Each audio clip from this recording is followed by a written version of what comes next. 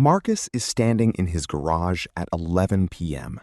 He is doing something he has never told anyone he does. He is counting his credit card statements out loud. Like, if he says the numbers with his own voice, they will somehow make more sense. 2 years ago, Marcus got the email that changed everything. Promotion to senior director. Base salary jumped from $94,000 to $161,000. His wife Elena cried when he told her. His parents called every relative they had. He remembers thinking, "We made it." He is 41 years old. Elena is 39. They live outside Denver, Colorado.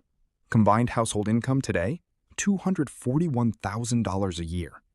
Marcus and Elena are winning.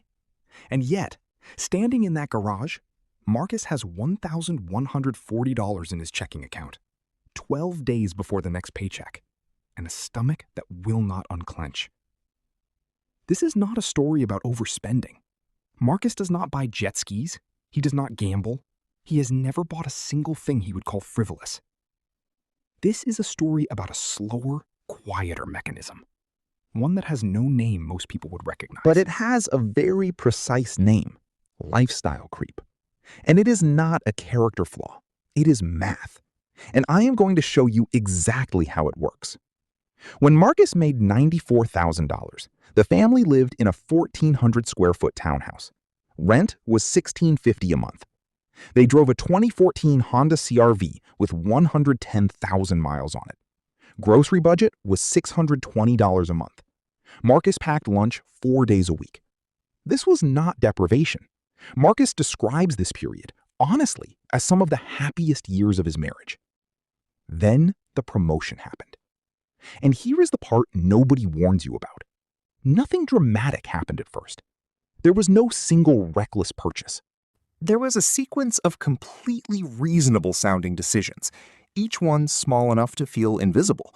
They upgraded to a $2,850 a month rental because we can finally afford the space.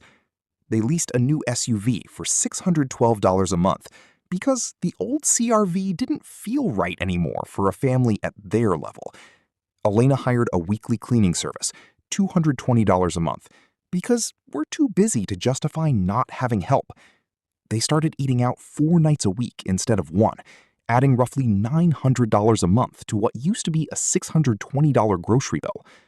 A gym membership upgraded to a boutique studio. A streaming bundle became 5 separate subscriptions. None of these on their own looks like a mistake. Every single one of them, in isolation, is defensible. Here is the actual math. Marcus's take-home pay increased by roughly $4,200 a month after the promotion. His new monthly expenses, stacked one on top of the other, increased by $4,340 a month. He did not just spend the raise. He spent slightly more than the raise. And he did it one reasonable decision at a time, none of which felt like the moment where anything went wrong. This is the part of lifestyle creep that almost nobody explains correctly.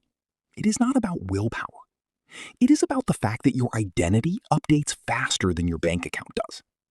The moment Marcus saw that number in his offer letter, some part of his brain immediately recalibrated what a person who earns $161,000 is supposed to have, supposed to drive, supposed to eat, supposed to live like. He was not comparing his new spending to his old spending. He was comparing it to an invisible, unspoken standard of what someone like him should look like now. And that standard always costs more than the raise. My name is Bobby, and I spend my time doing the math that most people never get around to finishing, because the moment you finish it, you cannot unsee it. If you have ever looked at your own paycheck and felt confused about where a $30,000 raise actually went, subscribe, because this is exactly the kind of quiet, invisible mechanism this channel exists to expose. Here is the reframe, and it is not move back into the townhouse. Nobody wants that advice, and frankly, it isn't necessary. The fix is a rule, and the rule is specific. Every raise gets split before it ever touches your lifestyle. 50% is allowed to upgrade your life. The other 50% goes immediately, automatically into investments or debt payoff before you ever see it in your checking account. Marcus never got the chance to spend money he never saw. That is the entire mechanism, reversed and weaponized in your favor. If this made you think about your own last raise and where it actually went, the free guide in the description breaks down the 7 categories where lifestyle creep hides, the ones that feel too small and too reasonable to ever question individually. And if you want to understand how I think about the relationship between the assets we buy, the identities we attach to them, and the financial decisions that follow, Bobby's journal is where I unpack that every week. Marcus got the raise he spent a decade working toward. He is not in debt. He is not in danger. He is simply, quietly, exactly as financially stuck as he was 3 years ago, just with better furniture. The most expensive belief in personal finance is not, "I deserve this." It is, "This is just what people at my level do." I'll see you in the next one.